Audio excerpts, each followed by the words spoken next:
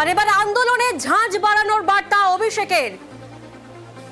পঞ্চায়েতের মতো লোকসভার আগেও আন্দোলন, সাংগঠনিক নির্দেশ না মানলে কড়া ব্যবস্থা। জানবো আবির এই মুহূর্তে আমাদের সঙ্গে রয়েছেন। আবির,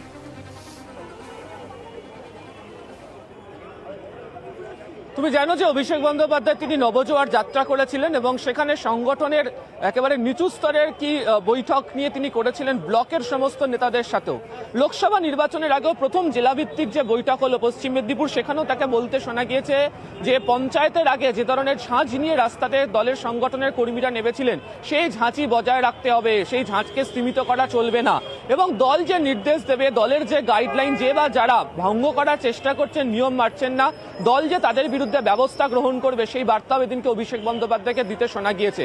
এবং তোমাকে কিছুক্ষণ আগেই বলছিলাম যে উদাহরণস্বরূপ চন্দ্রকোনা পঞ্চায়েত সমিতির গঠন, সেখানের ঘিরে কিছু ঘটনা ঘটেছিল যা মোটেও দলের শীর্ষ নেতৃত্ব ভালো চোখে দেখছে না। এক্ষেত্রে দল যে কড়া ব্যবস্থা গ্রহণ করতে পারে এমন ইঙ্গিত এদিনকে দেওয়া হয়েছে এবং যে কারণেই হচ্ছে যে ব্লক সভাপতিকে সরানোর নির্দেশ থেকে শুরু করে দ্বন্দ্ব মেটানোর জন্য বিধায়ক, জেলা সভাপতি বা বাকি যারা রয়েছেন তাদেরকেও দ্রুত ব্যবস্থা গ্রহণ করতে বলা হয়েছে এবং দল যে গোটা বিষয়টা সম্পূর্ণভাবে নজর রাখছে এদিনের বৈঠকের ক্ষেত্রে মমতা বন্দ্যোপাধ্যায়, অভিষেক বন্দ্যোপাধ্যায় তা পুরোপুরিভাবে বুঝিয়ে দিয়েছেন যারা এদিনের বৈঠকে হাজির ছিলেন তাদের সামনে।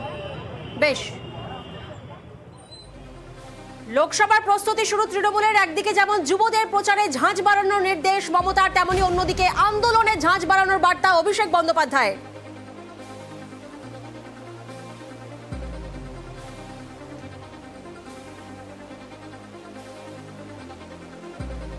অভিষেক বন্দ্যোপাধ্যায় আমাদের প্রধান সেনাপতি, তিনি বলেছেন নেত্রী এবং দল তাকে যে কাজ দেবেন তিনি করবেন।